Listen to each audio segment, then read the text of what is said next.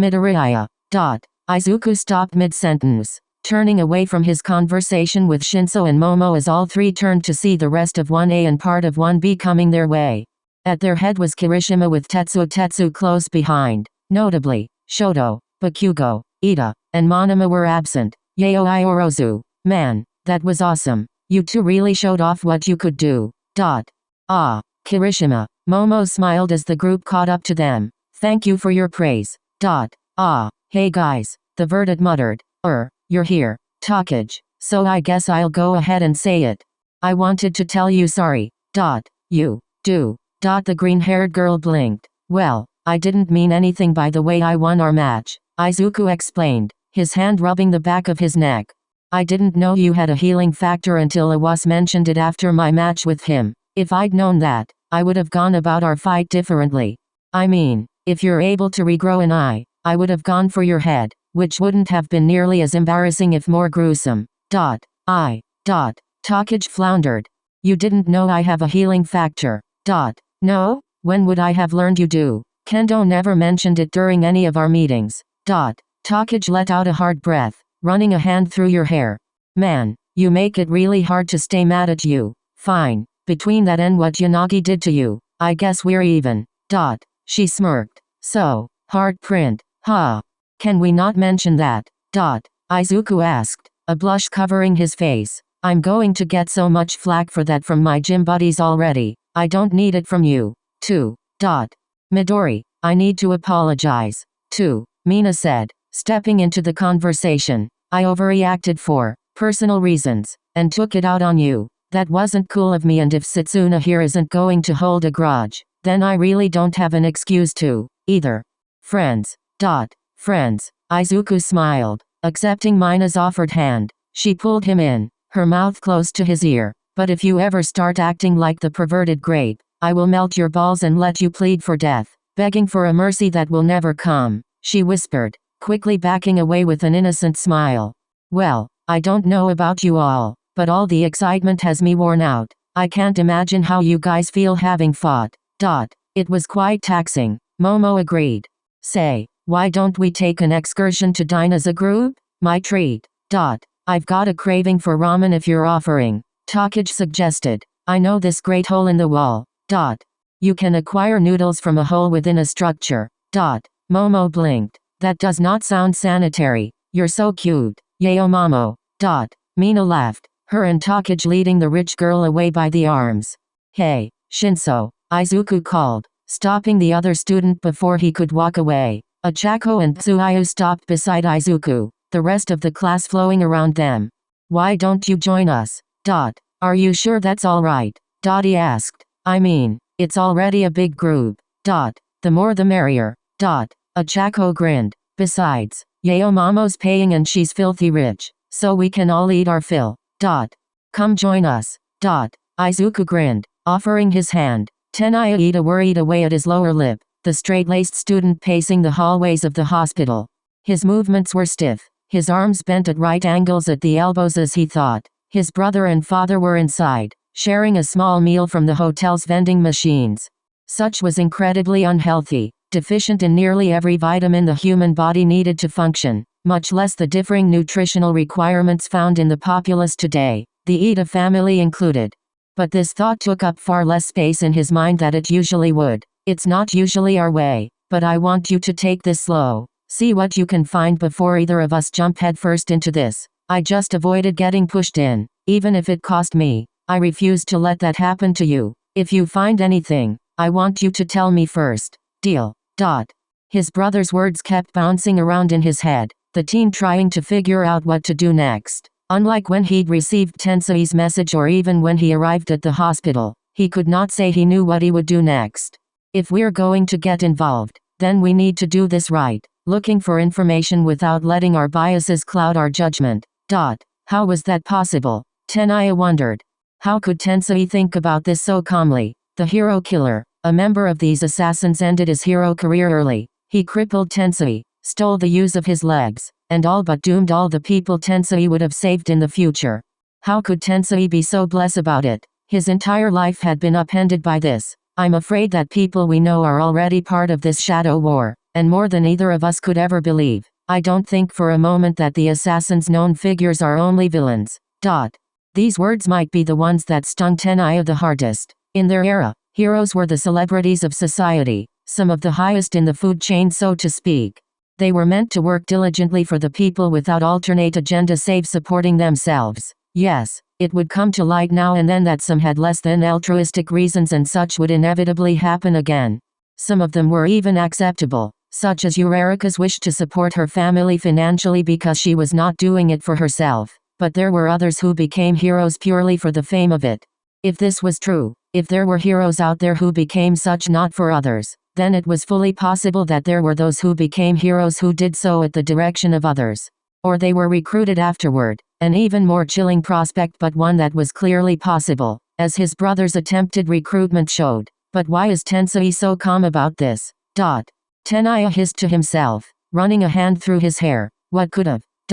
He froze. The man who altered his memory. The epiphany was so profound that Tenaya needed to lean against the wall for support.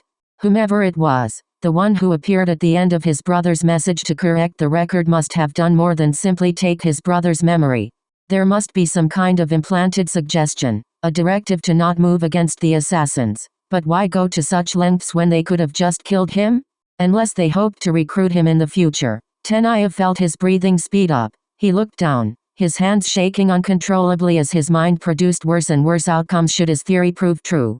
And why would it not? For Tensei to lack any animosity toward the one who ended his career was nothing short of improbable, no matter their apology or the act of sparing him.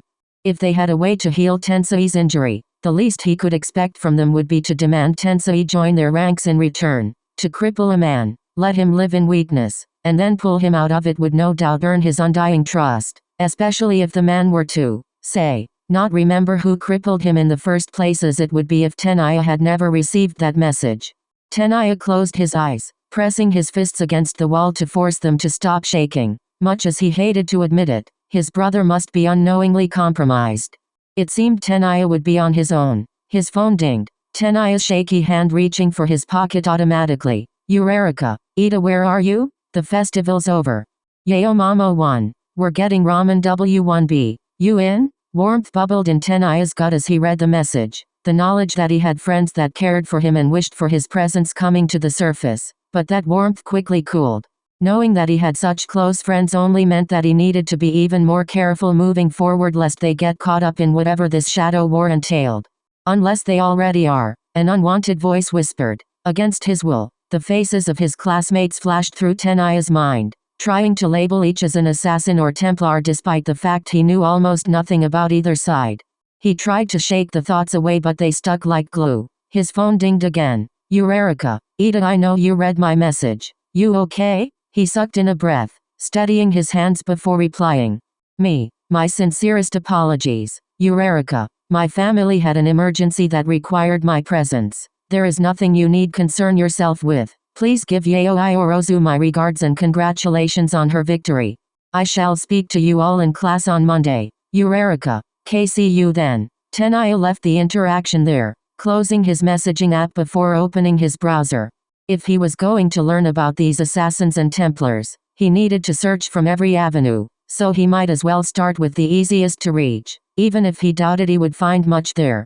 This would prove to be a long weekend. And so my dad says, young lady, you put that wrecking ball down or so help me, and you know me. I'm like 4 or 5. You can't trust a kid to understand that's a threat. So I say I wanna help and I throw the wrecking ball. You didn't. Momo gasped, a hand holding chopsticks held before her mouth. Oh yeah, right into the old wall. Laughter filled the lot as Achako's story reached its peak, the storyteller herself giggling with the rest of the group. The students of 1A and 1B had moved several picnic tables together to make a sort of triangle so everyone could intermingle, and Achako was the fourth of them to tell a story about their childhoods. Every person had a bowl or two of noodles before them, all ordered from the little stand simply called noodles that sat in the corner. Shinso sat among them, welcomed but still out of place. That's hilarious. Kaminari laughed, wiping a tear from his eye as Aoyama commented that his story about naval laser coming in was better. I've got a story like it. This one time, I accidentally killed the power to my whole street. Izuku smiled as Kaminari began his story, the verdant silently slurping his noodles. He felt like any other kid at the moment, just hanging out with friends after school. It was perfect. At least, it was until he felt Tsuyu nudge his side. He turned to her, careful to not move too much, and watched her eyes dart to a far building. He could see nothing at first, but he flashed his eagle vision, only for a moment, and saw a flash of blue from the rooftop. As he realized what was happening, Tsuyu shifted and pulled out her phone. Something up. Tsu. A Chako asked. Tsuyu miming reading a message. My dad texted. Ribbit. She lied. I need to go help look after my siblings. You have siblings. Mina questioned. 2 of them. The frog girl nodded. A younger brother and sister. Ribbit. I've got an older sister. Sato offered. My younger brother is in elementary, Saro said. I have younger twin sisters. Tsuburaba of 1B offered. I said to my teammates in the second round, but I have 14 siblings. Pony said. 14. Toru gasped. Damn, Pony, you Americans do things different over there. No, my family lives on ranch. The horned girl waved off. Need many hands for work. Easier than finding employees. That's still a lot, Mina said. And I thought having 5 cousins was my claim to fame here, but you just blew that out of the water. Tsuyu stood, bidding her friends farewell and taking her leave.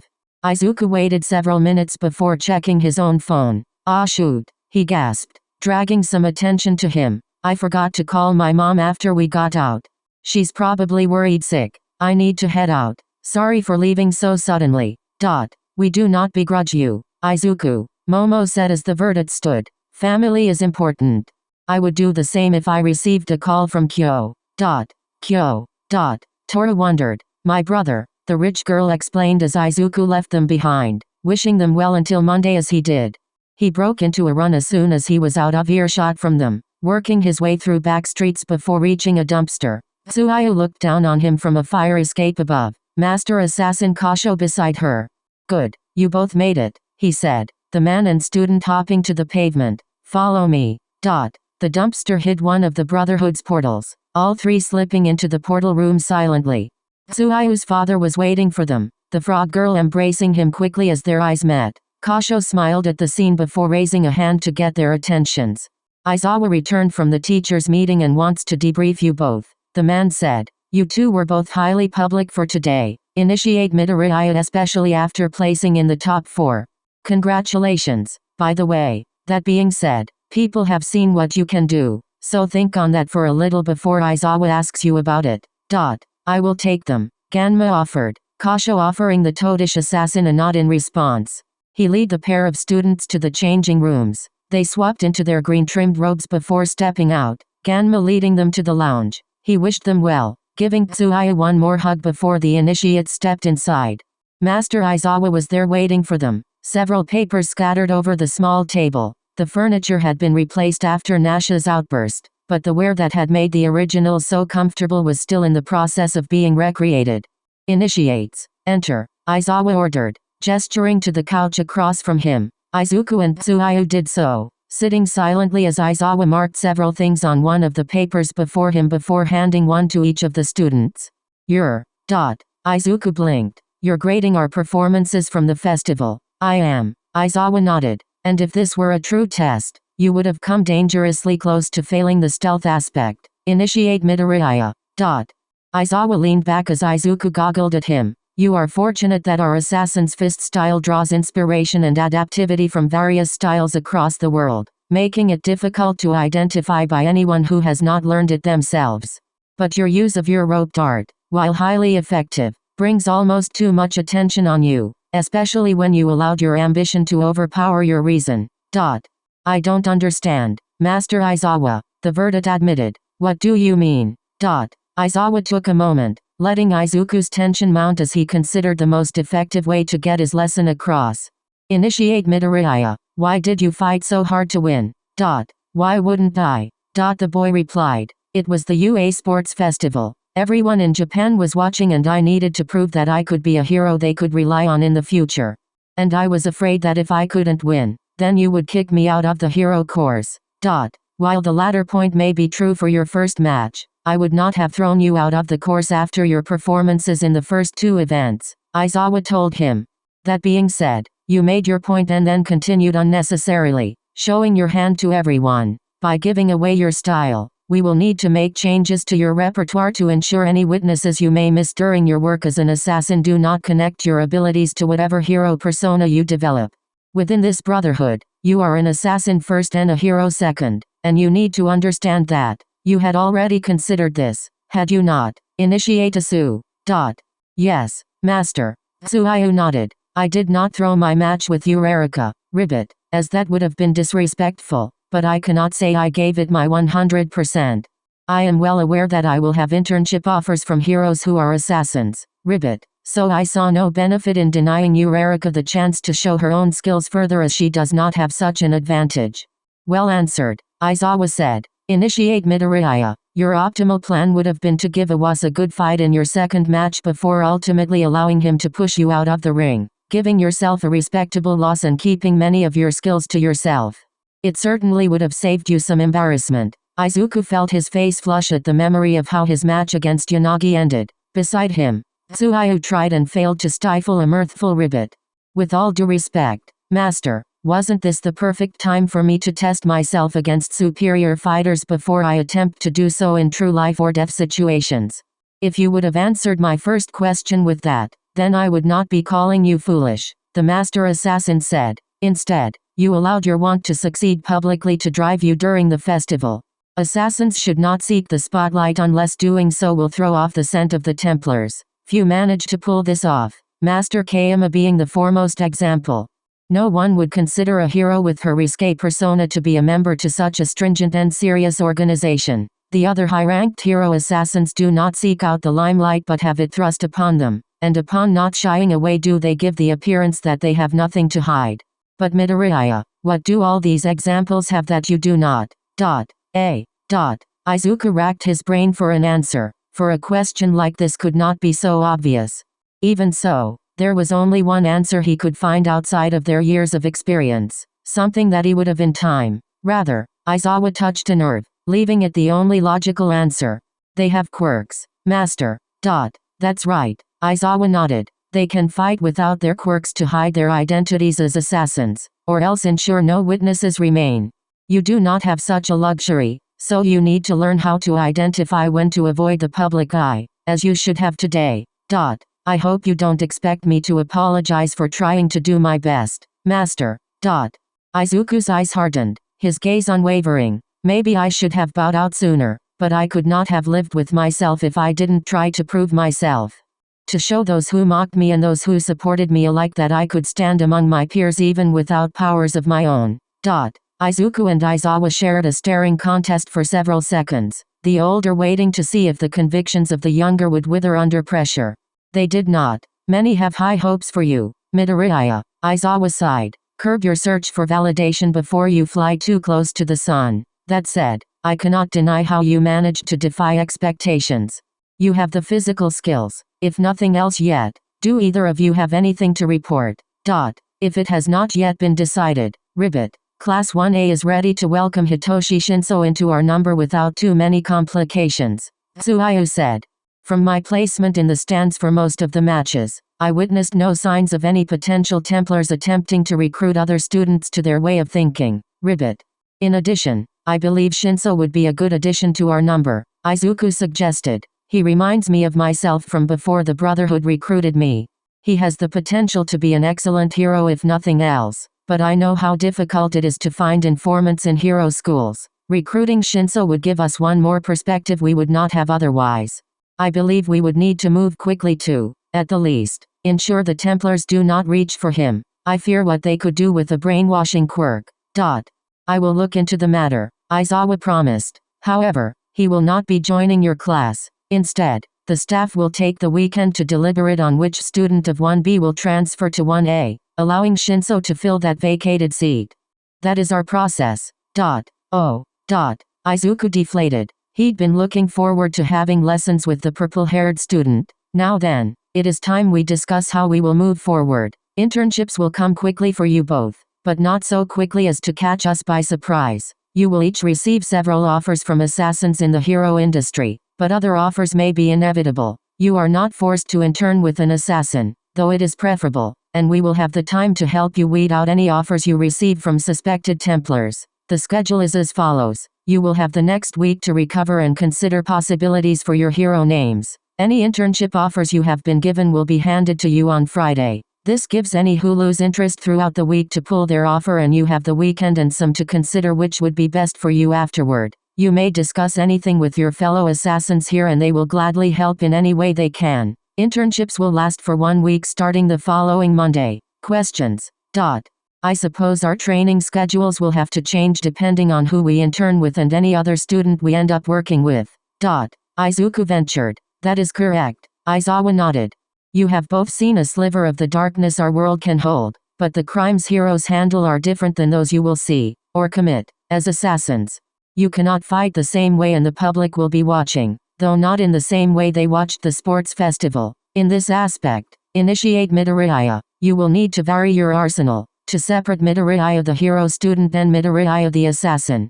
He turned his eyes on Tsuyu. And you, initiate Asu, will need to better learn how to fight without your inherent powers. Mutations like the ones your family possess can give your identity away on a mission if you are careless. You will also need to differentiate who you will be as a hero and who you will be as an assassin, to play up your differences in public and to hide them in the shadows otherwise. Do I make myself clear? Yes, Master. Good. Then we're wasting time. Let's talk possibilities on the way to the armory. As they walked, Izuku tilted his head, hearing the sounds of battle, but he recognized the direction as that of one of the many training rooms, and he shook it off. Several rooms away, Nasha laid on the ground, panting. She was dressed casually, her clothing soaked in sweat. Keeper looked down on her, one eyebrow quirked upward. Again, Nasha demanded in rough Japanese, climbing to her feet with shaky arms. She reached out, taking hold of a bokken that had fallen from her hands when Keeper swept her. Come again, you are hurt.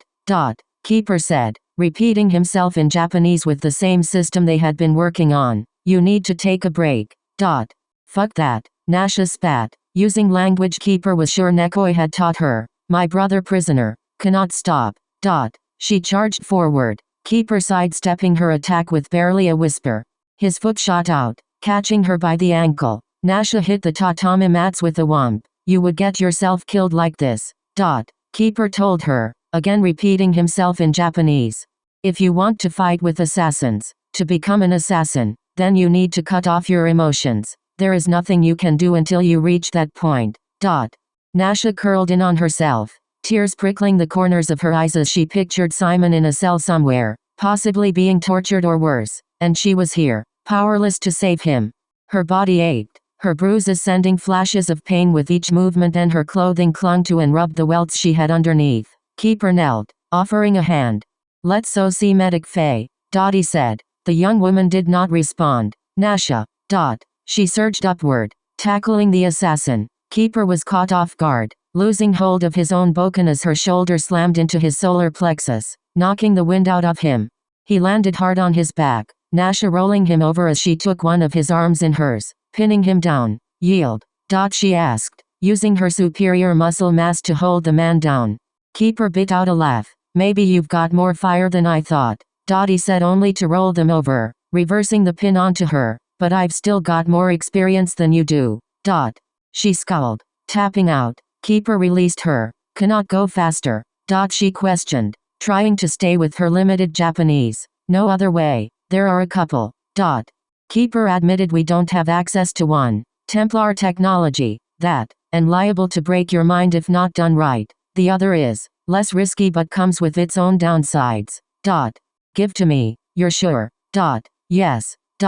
All right. Keeper sighed, knowing she knew that word. He reached upward, touching his forehead, rather than rubbing it. His fingers sunk into the skin there. His eyes crossed, and, if Nasha was in the mood for humor, she would have found it funny. Rather, she felt herself turn green as the glorping sound reached her ears. Keeper pulled his hand back, a silvery, wispy ball held in his fingers, almost like dry ice if the falling frost were pulled back into its base after falling. These are some of my memories from my time learning to be an assassin, he told her. I know they are even. If I can't remember them now, I can give them to you, but you aren't allowed to tell anyone. Not even Nekoi, okay? No one knows I can do this. Okay. Nasha nodded. Anything for my brother. Keeper stepped forward and pushed the silver ball of memories into her head.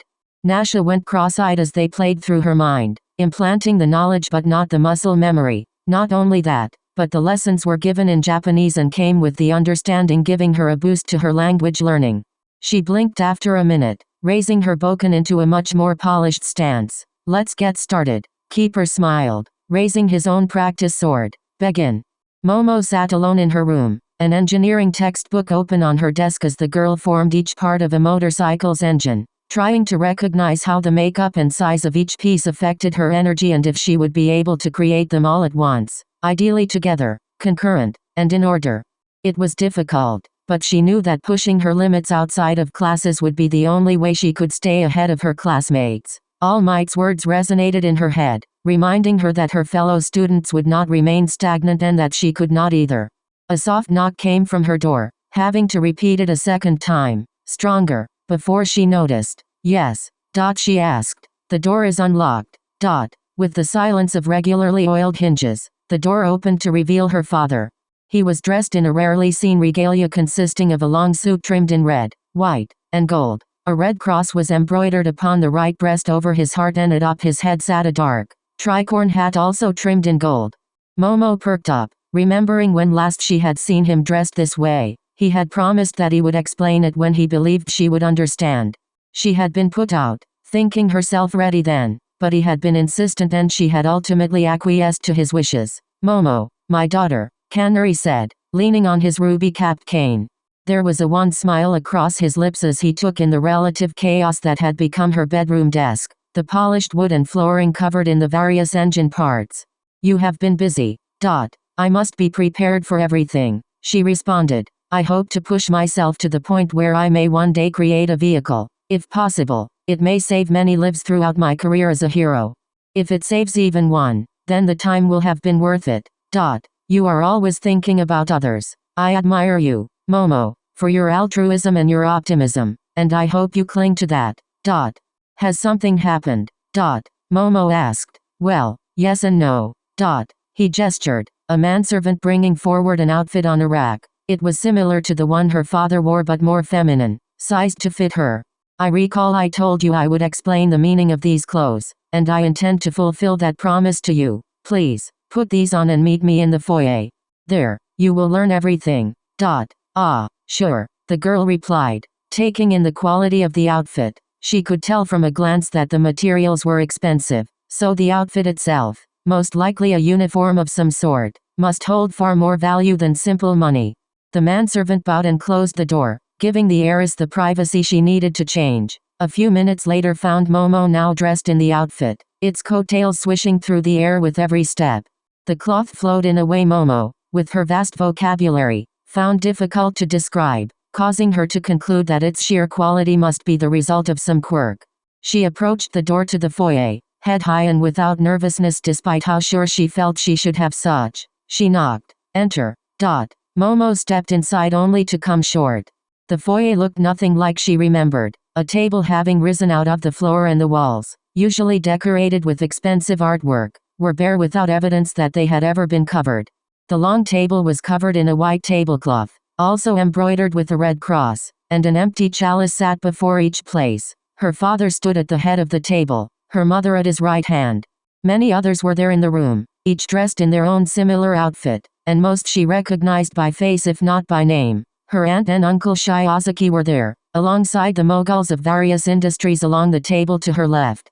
To the right were several pro-heroes, Momo recognizing the likes of Hawks, Death Arms, Mount Lady, and others of various note. Momo was, by a decent margin, the youngest person in attendance. Sensing that this was to be a closed meeting, the student shut the door and, at her father's direction, sat in the chair opposite him. When both had been seated, the rest of the group did as well.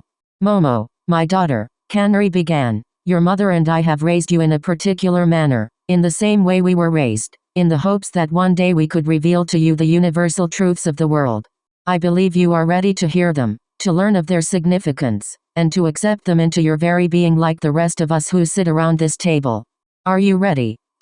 Momo sucked in a breath, steeling herself as he lips pressed into a thin line. Yes, father.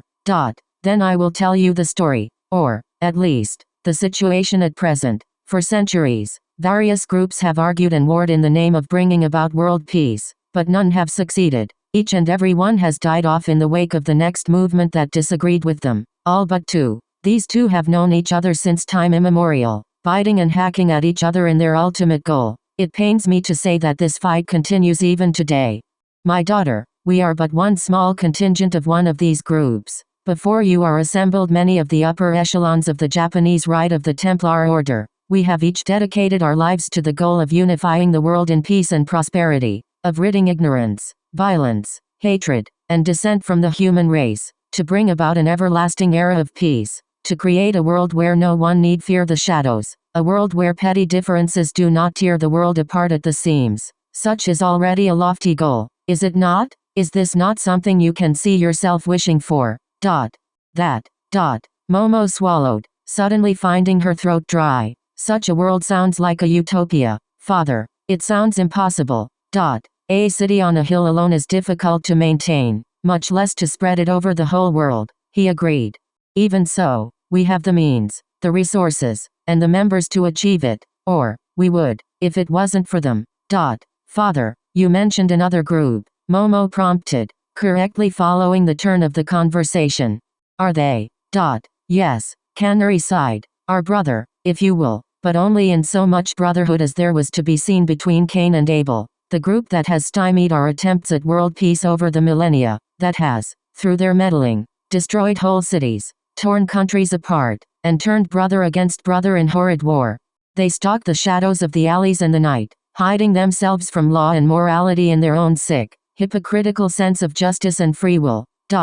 Who? Momo gasped, trying to understand why anyone would oppose something like a worldwide peace. Why would anyone fight against this? Who are they?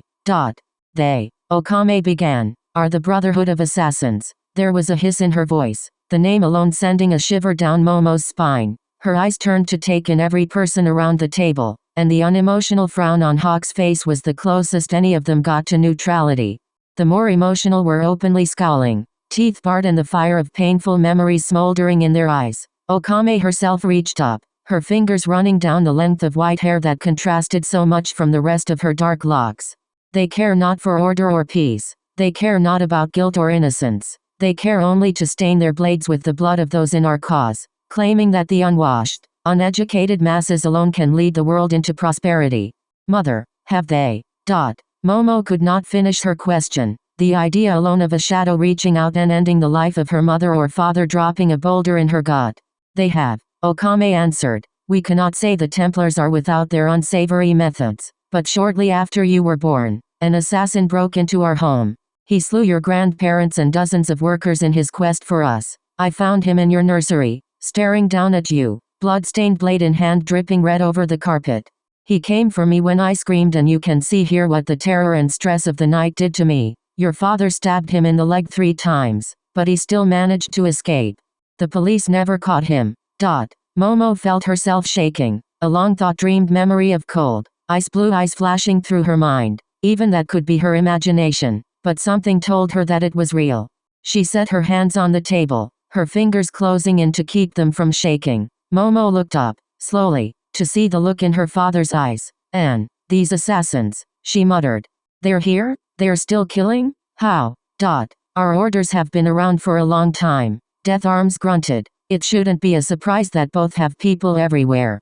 Besides that, they're good at what they do. Murders can't be investigated if the body never turns up, and quirks only make hiding them or getting rid of the evidence easier. So kid, are you in or out?" Momo turned away from him, making eye contact with her relatives. "There's more to this story," she said. It wasn't a question. "Far too much," Okame admitted. "I want to hear it." Her family exchanged glances, as if silently arguing about who would start. They blinked and frowned in silence for half a minute. "Our fight used to involve the artifacts," a voice said Momo, turning her attention to Mount Lady. The blonde was stone-faced, a far cry from her usual persona. "Relics from a time before humanity. Our records call them the pieces of Eden, but no one really knows where they came from, only that those with the highest concentrations of DNA from the precursors could use them.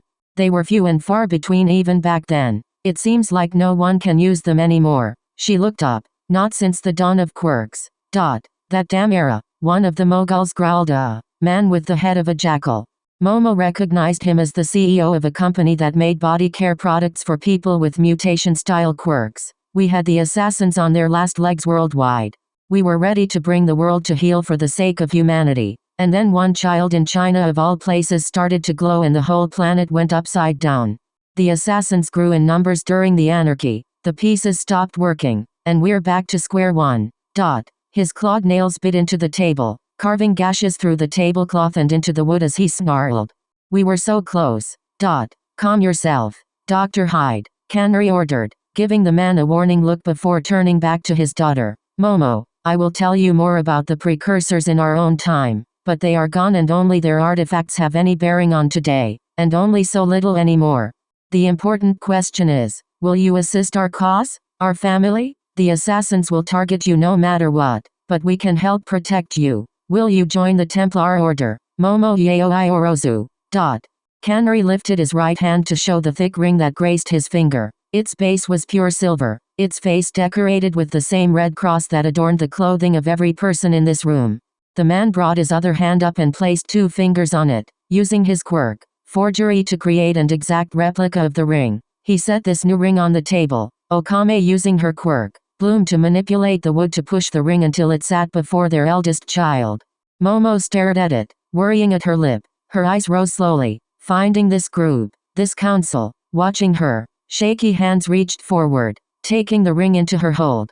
She studied it, but it was only her brother's smiling face that she saw. Making a choice, she slipped the ring onto her finger. That's my girl. Canary grinned, grabbing the chalice that sat at his place. One of the business moguls waved his hand, red wine arcing from somewhere to fill every cup. The other Templars took theirs in hand, Canary raising his above. By the power vested in me as Master Templar of Japan, I hereby name Momo Yaoi Orozu a member of the Japanese Rite of Templars and promote her to the rank of advisor. To Momo Yaoi Orozu. Here. The wine burned on its way down her throat, and Momo prayed she made the right choice.